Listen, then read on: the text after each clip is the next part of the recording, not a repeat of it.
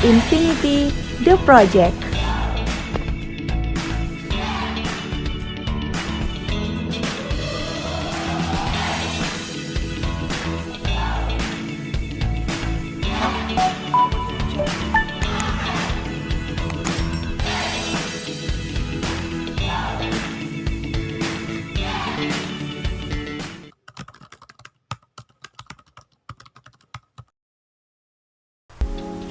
Assalamualaikum warahmatullahi wabarakatuh. Di sini saya Nuning Hidayatul Mufidah, NIM C02218031 dari Prodi Hukum Ekonomi Syariah yang sedang melaksanakan program KKNDR dan mengambil pembahasan yakni vaksinasi dalam perspektif maqasid syariah. Sejak ditetapkannya menjadi bencana non-alam nasional pada Maret 2020, pandemi COVID-19 belum menunjukkan tanda-tanda mereda. Jumlah mereka yang terpapar COVID-19 bahkan cenderung meningkat. Untuk menekan kasus COVID-19, pemerintah menetapkan pemberlakuan pembatasan kegiatan masyarakat atau biasa disebut dengan PPKM di Jawa dan di Bali sejak bulan Januari lalu hingga sekarang di Agustus 2021.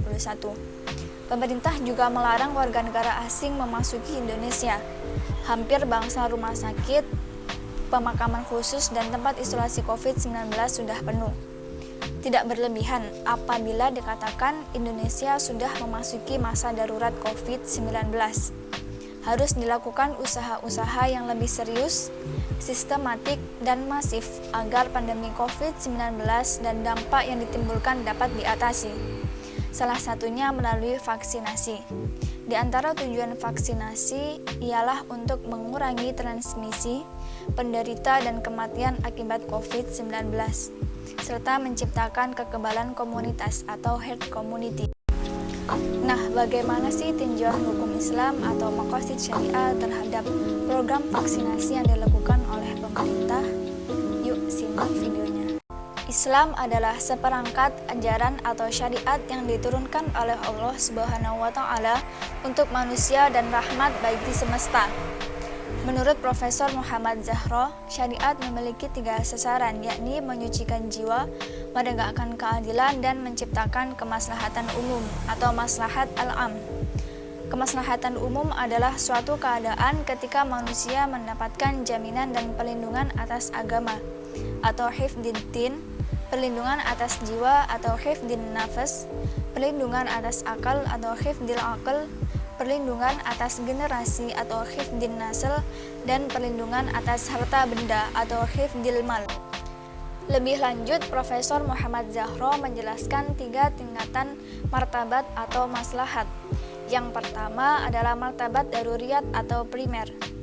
Adalah tingkatan ketika berbagai maslahat tidak dapat terwujud tanpa terpenuhinya tingkatan ini. Sebagai contoh, daruri dalam kaitannya dengan jiwa atau nafas ialah memelihara kehidupan atau nyawa, anggota badan, dan segala sesuatu yang menopang tegaknya kehidupan manusia.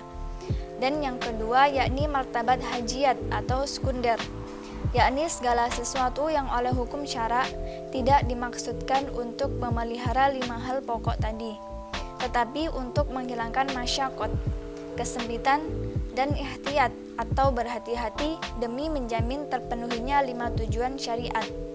Misalnya, tidak menimbun barang, memonopoli, ghosab, dan membanting harga karena dapat menghilangkan hak orang lain dalam memperoleh harta. Dan yang ketiga adalah martabat tahsinat atau kamaliyat, penyempurna. Adalah hal-hal yang dimaksudkan untuk menjaga kehormatan dan melindungi 5 pokok hukum serta melengkapi martabat daruriyat dan hajiat. Misalnya, tahsinat dalam hal memelihara agama adalah larangan terhadap dakwah yang menyimpang dan tidak menyentuh pokok keimanan atau aslul i'tiqad. Gencarnya dakwah yang demikian justru dapat menimbulkan keraguan dan menjauhkan manusia dari Islam. Berdasarkan pertimbangan kemaslahatan umum, sebagai salah satu tujuan syariat Islam, vaksinasi COVID-19 sudah berada pada tingkat kedaruratan utama atau martabat daruri. serta demi menyelamatkan kehidupan bangsa dan melindungi masyarakat dari wabah virus COVID-19. Vaksinasi dapat dihukumi wajib. Bila tidak segera diatasi, pandemi COVID-19 akan semakin tidak terkendali, mengancam masa depan bangsa dan menimbulkan masalah ekonomi, sosial, kesehatan, politik, dan masalah penting lainnya. Majelis Ulama Indonesia atau MUI pun juga sudah menyatakan bahwasanya vaksin halal dan bersih.